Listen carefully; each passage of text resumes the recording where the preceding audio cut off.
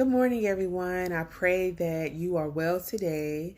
And I pray that, you know, everything that's happening in the world, that, it gets worked out. I pray that all the people that's hurting and mourning on today and this whole week, that God will comfort them and that, things will work out for the good. But today I wanted to bring forth my testimony today. I pray that I'm a blessing to somebody, that I can encourage somebody, that somebody's faith can increase just a little bit more on behalf of my testimony that God was so kind to give me.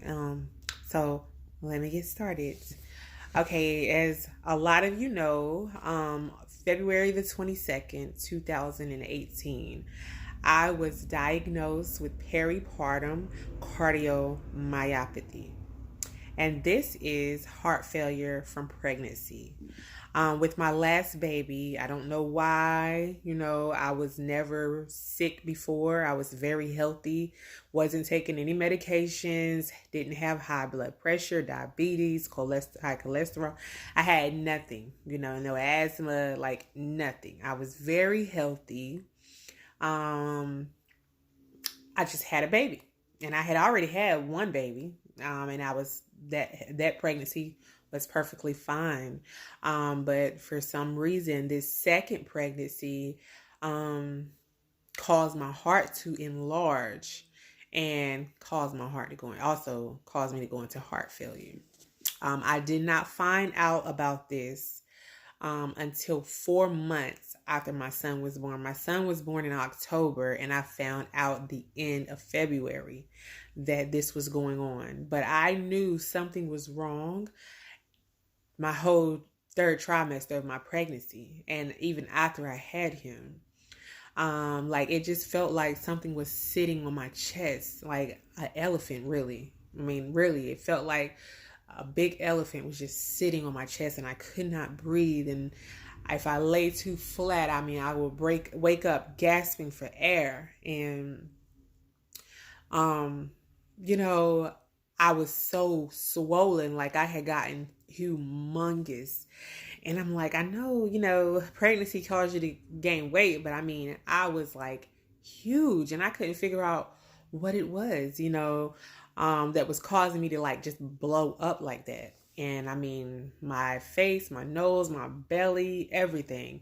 My belly was measuring way bigger than the baby actually was, because that's how much fluid that I had in my belly area and all throughout my whole body.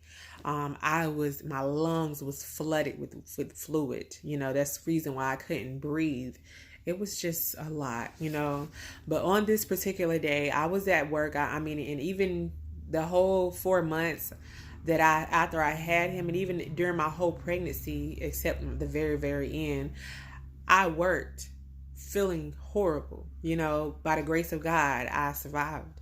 I survived going in labor, and I had a natural birth. I didn't get to have epidural because of all the fluid that I had on me. So I just survived, and I just thank God. When I look back, I thank God, because he was with me even then. And I wasn't then where I am now with God. So even in spite of, God still had plans for me. He still had his grace and mercy was with me. And I just thank God for that. And so anyhow, February the 22nd, I went to the doctor, and I went to my primary doctor, family medicine. I went there. And when I went there, my doctor did an EKG on me. And first they thought that it was pneumonia or the flu, because this was flu season in October. And they thought that it was something like that. And so he hooked me up to the EKG, and he says, Miss Smith, the EKG is saying that you're having a heart attack. And I said, a heart attack? He was like, yeah, it's showing that you're having a heart attack. And he said, but I'm looking at you. He said, and you don't look like you're having a heart attack. He said, but it's saying that you're having a heart attack. And I began to like, panic a little bit. And I'm like, what are you? And that's what he's saying. Like, I don't know what's wrong, but all I know is that you can't go home. Like, you have to go to the hospital. I need to take you. So I had drove myself there. I drove myself to the doctor. So he was like, did you drive? I said, yeah. And I said, I think I can drive. He said, you think you can drive to the emergency room? And I was like, yes, I do. So I drove myself from family medicine in Greenville, North Carolina, to the emergency room, which is not far. It's really like right there.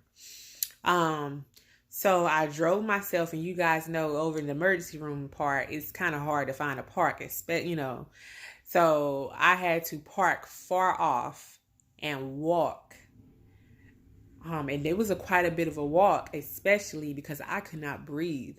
And any little thing, like a short distance, caused me to gasp for air. Like, and I had to literally like that. And I had to take breaks just trying to walk from my car to the emergency room.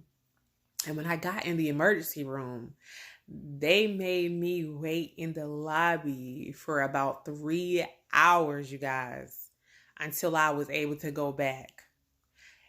I did not know that I had end-stage heart failure. I just knew something was wrong. And that I thought that they were going to give me some type of pain medicine and send me on my way. But once I finally got in the back, they gave me some morphine through an IV, and that took away the pain. So while they did that, they took me to go get a test that's called an echocardiogram. Is that how you say it? Yeah. So short term is echo. But anyhow, they took me to go get this test done. And after I got this test done, they said that, Miss Smith, you won't be going home today. They said you won't be going home for a while. And I says, why? And they said, because you have end-stage peripartum cardiomyopathy. And I said, what is that? I did not have a clue. And they said it's basically end-stage heart failure. And basically you don't have much longer. Your heart is only working 5 to 10%. And your heart is enlarged. And they went and took me to get an x-ray, and they showed me that my heart covered half of my lungs. And the lady, I will never forget, she said, your heart is the largest heart, one of the largest hearts that I've ever seen in my 5 years of being here. She said, this is huge. She said, I don't understand. Like, you have a huge heart. Mind you, I never did drugs. I was drinking some, but definitely not like an alcoholic. Every now and then, social drinking I used to do. And I barely ever smoked. I smoked some, but I wasn't like addicted or, hadn't smoked for a long time, nothing like that. And I just could not, I wasn't I wasn't sick. I didn't have nothing. But a pregnancy. So I was like, what in the world, So when they told me this, I didn't even cry, you guys. I just felt numb. I felt numb. I didn't know how to feel. It just seemed fake. It didn't seem real because it just seemed like I was just at work today, and I come here thinking I'm going to get like some pain medicine and go back home to my normal life. And from this day on, my life completely changed. Completely.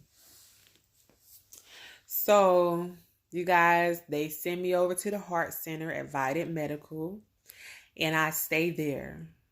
My heart rate was about 150 to 130 on average, and my blood pressure was steady dropping. I was so sick, you guys. So sick. My first couple of days there, they had took almost 60 pounds of fluid off of me, and that wasn't even everything. 60 pounds. Do y'all know how much 60 pounds is? They took almost, I think it was like 57, I can't remember. But It was like a lot of liters of soda bottles. It was, I forgot how many that she told me at the time. 'Cause, you know, congestive heart failure, your memory is also lost, a lot of it, because the blood supply to your brain is short. It has a shortage. So your memory is not so great. So I don't quite remember some things. A lot of things my family helped me to remember. But I do remember some things though. I do remember, thank God, I remember quite a bit of things, but I don't remember every detail. My family had to kind of fill me in and help me, you know, remember a lot of stuff that had happened because I was so sick, you know. So almost 60 pounds of fluid was sitting on me and was in my chest, my lungs and around my heart, you know. So I was laying there on that hospital bed, and family and close friends came by to see me and pray for me. I stayed at Valiant for 30 days. They were trying different medications, heart medications for me to try to get me stabilized, but nothing worked for me. Everything they tried was too strong for me, and it caused my blood pressure to drop tremendously, and it was already low because I was dying basically. Excuse me. But so nothing worked. They tried, they experimented on me left and right, you know. They had like heart catheters on my right side of my neck with cords coming out. And then on the left side, they had cords coming out. And then I had a heart catheter in my chest, cords coming out, IVs, I meant, all over the place. I mean, I looked like a maniac. You know, it was just like everywhere. I mean, I was laying there on the bed, you know, with so many cords coming out of me. And they were just experimenting on me, basically. And I wasn't getting any better. At the time, my heart doctor, I think her name was Dr. Saunders. Yes, that was her name, over at the heart doctor. She came in the room and she told me that I was one of her sickest patients that she had. And I was only 30 years old, you guys. So I was just like, what? You know, she was like, you're one of my sickest patients. She's like, you probably the sickest one I got right now. And what kind of encouraging was that? What kind of, you know, that was not encouraging. You know, it wasn't. You know, they had me on this strict diet. Like I couldn't have salt. I couldn't have anything because it would cause me to retain more fluid. And with heart failure, one of the main things we battle is fluid. Even now, I battle fluid. Like, I battle fluid even now, you know. So it's so hard for our body to release the fluid because our heart is so weak. So anyways, you guys, this was March of 2018. This Thursday, I think Easter was coming up that Sunday, and I'm going to talk about this Thursday. This Thursday, that Thursday night, I was so scared to go to sleep. So scared. Like, I told somebody, I said, I'm scared to go to sleep. I don't want to go to sleep because I feel like if I go to sleep, I'm not going to wake up. And they was like, you're talking crazy, you know, but that's how I felt. That's how I felt. My husband at the time, that's how I felt. You know, I was just like, I'm scared, you know, and he's like, you know, you're just acting crazy. But I really was. And I was so scared because have you ever had that moment where you feel like you're scared to go to sleep because if you go to sleep, you know you're not going to wake up. Well, that's the feeling that I had, you guys. But guess what? God woke me up. He woke me up. And not only did he wake me up, y'all, it went over your head. He woke me up. I was on my way to hell, but God woke me up. My children was on their way to not knowing God, but God woke me up. My husband at the time was on his way to hell, but God woke him up. God woke me up, y'all. Not only did he wake me up that day, but he woke me up spiritually. And I thank God for that. If it had not been for this situation happening to me, I don't know if I would have found God when I did. So he woke me up, y'all. When I didn't think I was going to wake up, he woke me up. And I'll never forget that. God's grace was with me then, and it's with me now. Now, on this Friday, you guys, like I said, Easter was that Sunday, 2018. This Friday, I woke up and they were sending me down to go get a IV put in my chest so that they can send me home on Milrinone, a Milrinone pump. And if you guys know what this is like the last stage, that the last thing that they use when nothing else works. They use Milrinone pump. They use Milrinone to kind of pump to help your heart. And this is what they usually put people on when there's no other option, when they're on their way out. And this will buy them a little more time to be able to live. They were going to send me home on hospice on hospice care. And they were, preparing me to be able to go home. The doctor told me that I needed to see my children and be with my children this weekend for the holidays. Mind you, they was trying to send me home to die, and they wanted me to be with my children before I died. They felt bad, and they knew this is it for her, but they knew I had 2 young children, and they wanted me to at least see them and wanted them to see me before I died. They were sending me home. But this day, you guys, I just still felt like they had drugged me. I was like, y'all drugged me. Did y'all give me something? They was like, no. They went and checked. And the doctor was like, no, we didn't give you anything. I said, it feels like it. I can't keep my eyes open, you guys. And I was just like in and out. And I just knew I was going to die. I was like, I just cannot. I'm sleepy. I can't stay awake. And so the doctor, the nurse, she was a nurse practitioner, NP. She came in and she said, she looked at me and she said, let me take one test. So she had her nurse come in and draw blood from me. And she told me that she was going to see what the results were. And she will be back in when they come back in. Well, about an hour later, you guys, my mother-in-law at the time was with me. She came in and she rushed in the room and she said, you have got to get out of here. Like now. Like I've called Duke. They're getting you a room prepared. You have got to go. We getting you sent over by the helicopters. And she basically said, you can't cry. You can't smile. You can't laugh. You can't get excited. You can't show no emotion right now. So my mother-in-law at the time, she went out and she was like, tell her what is going on.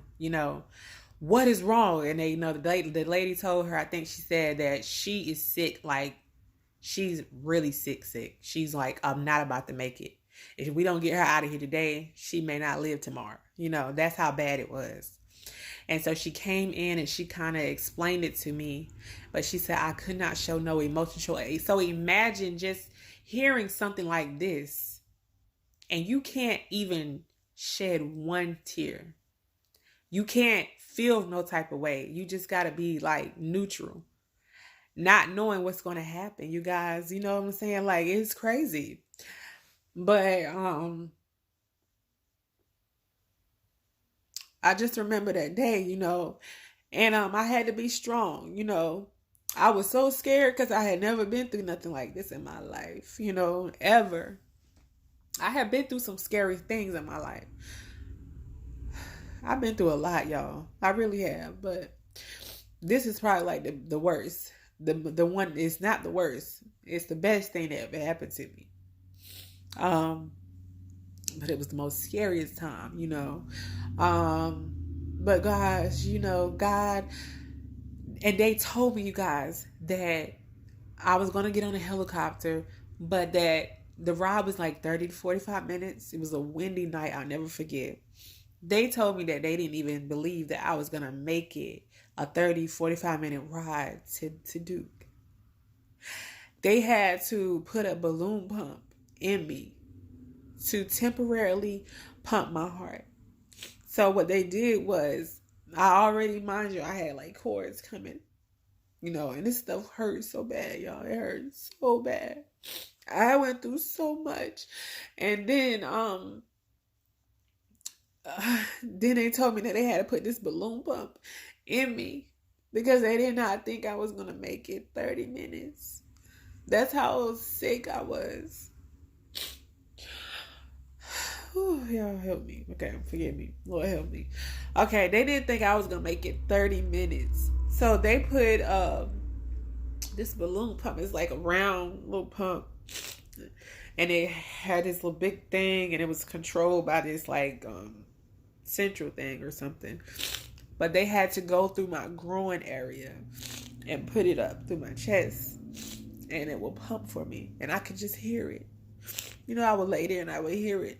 And when they put that in me, they told me that I could not bend my leg. I had to keep my body straight.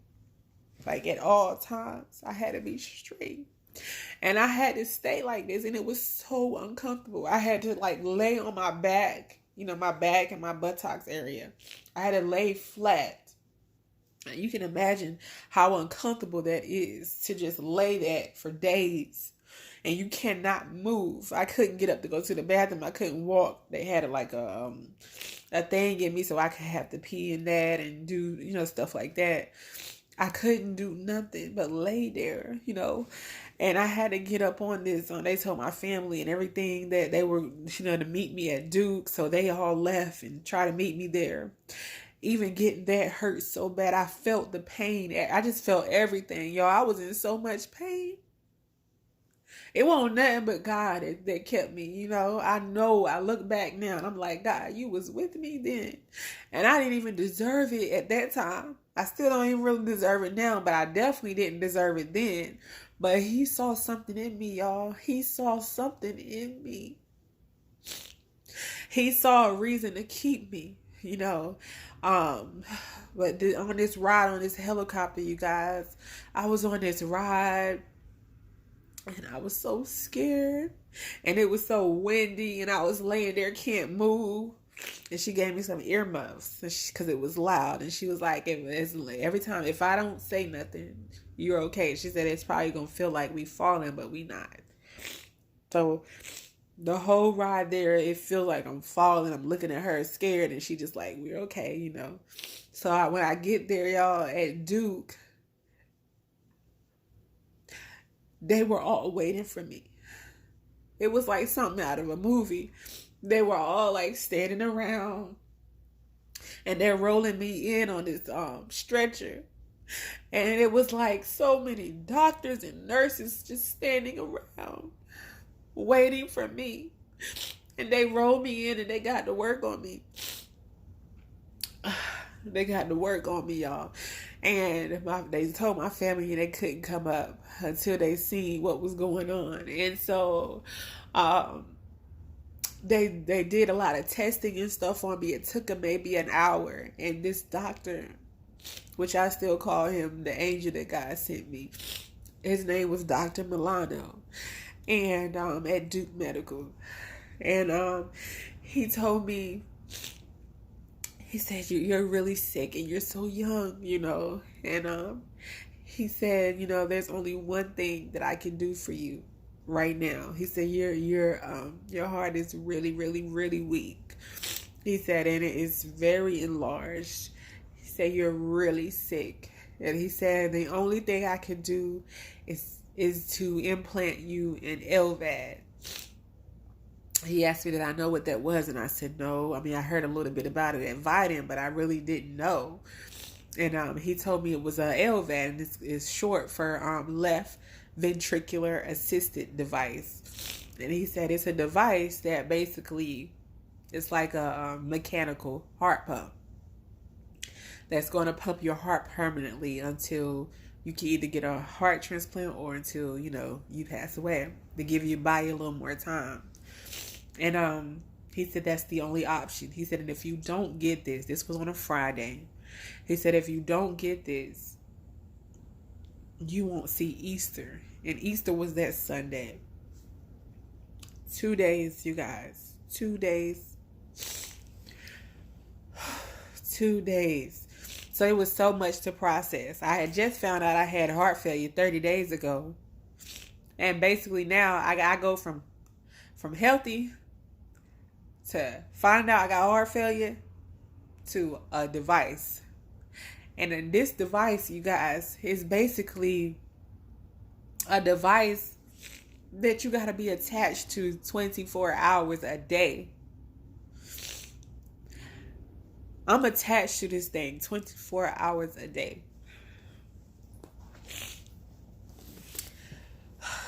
This looks like a purse, but it's actually my device. I keep it in this so that I can look somewhat normal. There are batteries that has to be charged. I have to unhook and plug up to a wall at nighttime. And I'm attached to this thing. It's coming from my chest, coming out the side of my stomach. And this has to be changed daily. It's an open wound. But I thank God for this, y'all. Like at first I was like devastated that I had to have this. But now I thank God, because now I'm here. And I could have been dead and gone, guys. But guess what? I am here. And not only that, my soul is saved now. So whatever happens to me, however many more years or months that I have left to live, I thank God that he saved me before he took me. That's the best thing that could ever happen to me. And you guys, when they gave me this ventricular thing, they had to cut y'all see the little thing there. They had to cut my chest open and put me in a deep sleep. And they worked on me for like a whole day. And they left me open for a day or two. When I woke up, I had this tube down my throat. And I was laying there. And I was just like, what is going on? It was crazy. Y'all don't know how much pain I was in. That's all I can say. And nobody knows the pain that I felt but God. People see and they don't know what I've been through. I went through so much in those 2 months. I had to learn to walk again. After I woke up, I couldn't even walk. I had to learn how to walk again. I had to learn how to walk, y'all. I went through so much. But God brought me through. He brought me through all of that. When the devil tried to kill me, God kept me. He kept me, guys. He kept me. And he is keeping me now. It's only by his grace that I'm able to tell this testimony. It's only by his grace. And I'm not trying to tell this testimony because I want people to feel sorry. That's the last thing I want. I want people to rejoice and be glad in him because God has kept me. He is keeping me now. I can go to church, y'all. I can shout. I can sing. I can praise his name. I got a chance. It's so many women that had this diagnosis throughout the world and they died during labor. But God kept me. He seen something in me that he wanted me to do. He's not done with me and he's not done with you. And no matter what you're going through, God is with you.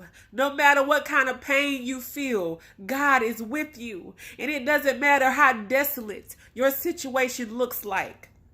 God can bring you out. God loves you. And he loved me enough to save me. He saved me, my family. That's what happened out of this. God still get the glory in the end. And what the devil meant for evil, God meant for my good. And though they slay me, yet will I trust him. And I tell y'all one thing, God is good. He is a good God. And let me tell you, and after this, once I got home and I learned how to walk again, and they said that I was supposed to be suicidal and depressed. They was trying to get me to talk to all these shrieks and stuff, and I told them I don't need it. Because God kept my mind, y'all. See, y'all got to remember, what if this was you, 30 years old, young, with 2 children, and you go from living a normal life to having to be hooked up to a device? Your whole life changes. I can't do nothing the same. I can't even take a shower the same. Nothing. It all happens so fast. Do you not know? I make it look easy, but it's not easy. I go through a lot that I don't tell nobody except the people I live with. My struggle is real. I'm struggling every day to stay alive. I'm still battle fluid. My stomach grows and get big. I got fluid on me. I got so much I'm dealing with. But God is still good in the midst of it. I'm still here telling my story.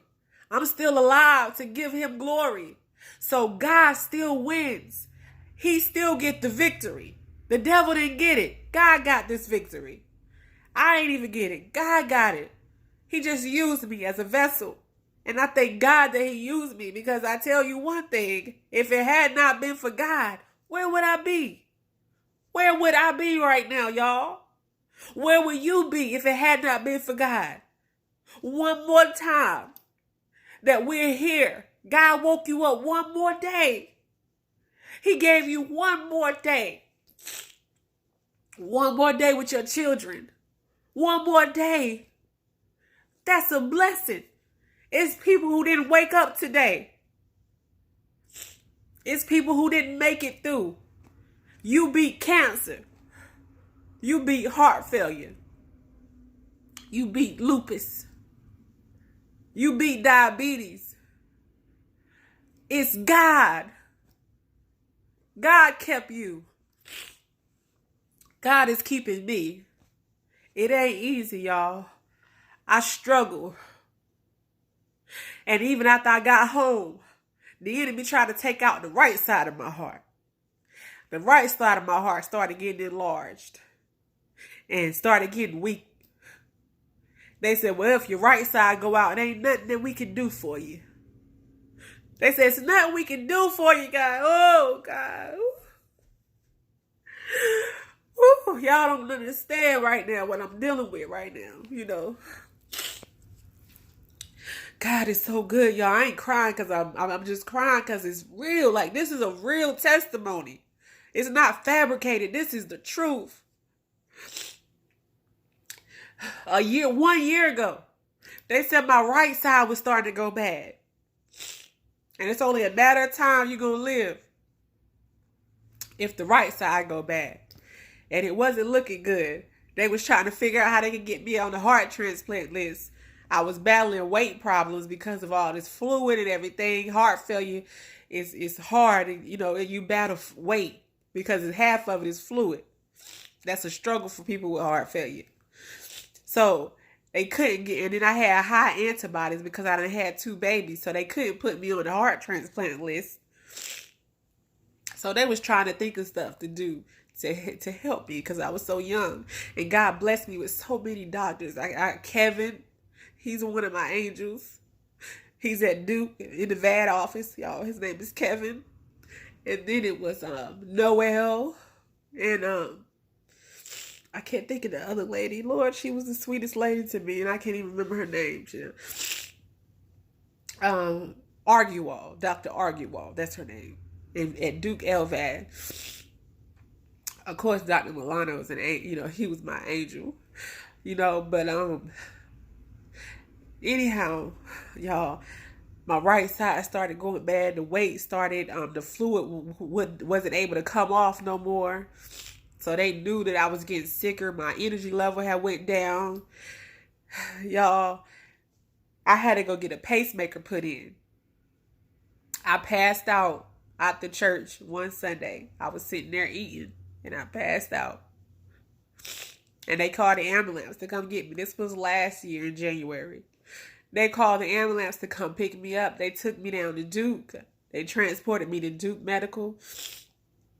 And they was like, we got to put another device in you, a pacemaker, because your arrhythmias are off and you could go into cardiac arrest.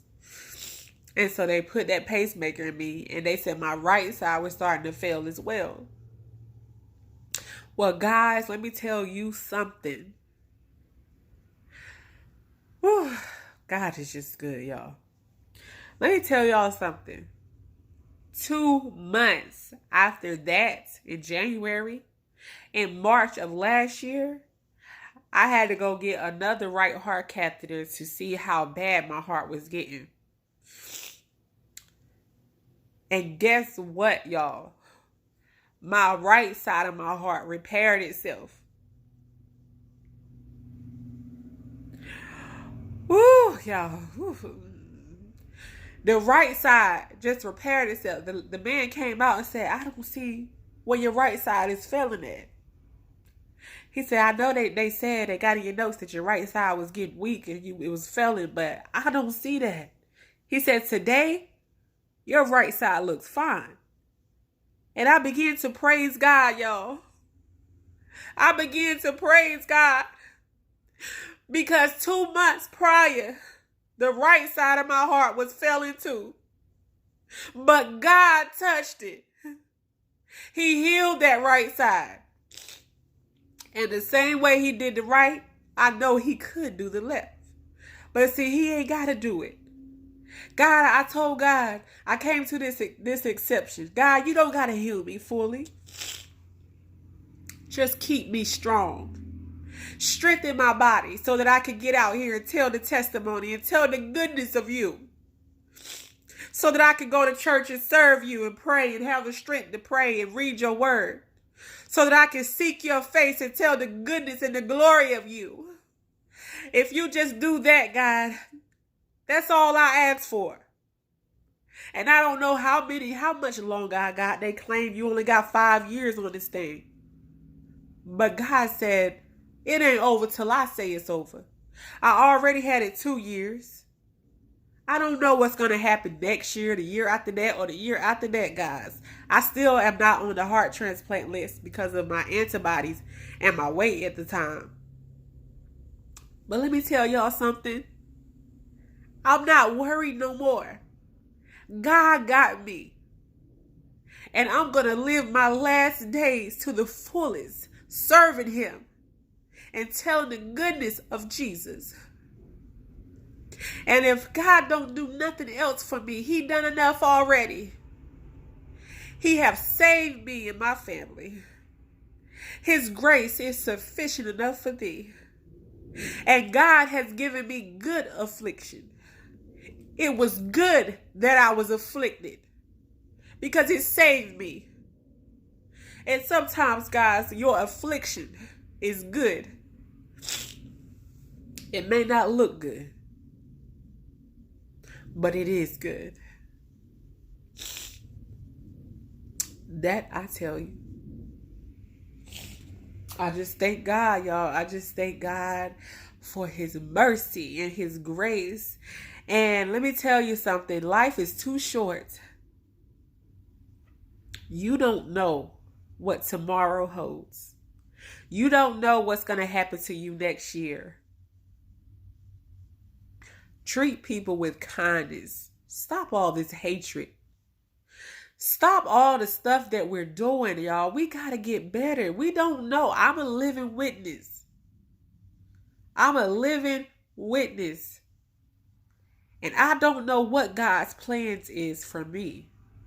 But I told myself that as long as he gives me breath, I will praise his name. And I will tell the gospel and I will spread the news. And God gave me a testimony Not for me to keep it in, but for me to share it with the world. God is the way, the truth, and the life. It don't get no better than God. It don't get no better than God. And y'all, look at me today. I don't look like what I've been through and what I'm still going through. Whew, you can only imagine what having a mechanical pump in your body feels like. I still got congestive heart failure. I'm still in end stage congestive heart failure. End stage with the LVAD. I'm on a life support device on the go. My life is not the same. But I'm standing here by the grace of God. I am alive. I'm well enough to sing. I'm well enough to enjoy my family. I'm well enough to raise my children. I'm well enough to cook, clean, go places, enjoy life, go to church, praise his name, read the word, spread the word. I'm well enough. I will suffer for God. And I may be suffering, but it's all for the good. You may be suffering, but baby, if you turn to God, I won't promise you that it'll go away. But his grace is sufficient enough for you. You always got to remember that somebody is always doing worse than you. Somebody is doing worse than me. I was looking at Reverend James Moore. That man had cancer. He went blind. Kidneys started failing. Diabetes. And he worshiped God and praised God until the very end. Well, that's going to be me. With the help of the Lord. I don't know how much longer I got, guys. But I tell you one thing. God is giving me strength. He's keeping my mind. I'm not suicidal. I'm not depressed like a lot of these LVADs patients are. I'm really not. I'm so happy and content. I'm at peace. I'm loving life. I'm living life. By the grace of God, I got to smile every day, you know. I am having the time of my life on life support. And it ain't because of me. It's because of God. Show your loved ones that you love them while they're there. You don't know how long people are going to be left here on this earth. So while you can, show them how much you love them. Be there for them. You don't know. We take life for granted. We don't know what life brings. But one thing I know life brings you is God. People, God is real. He is good. Keep faith. Keep faith in God. Walk by faith and not by sight. It may look bad. And it may be bad. But walk by faith. My situation looks bad. But I'm walking by faith, guys. I trust that God got this under control. And whatever happens, it's God's will. You got to get to that place where you just know you're at peace and you just trust God.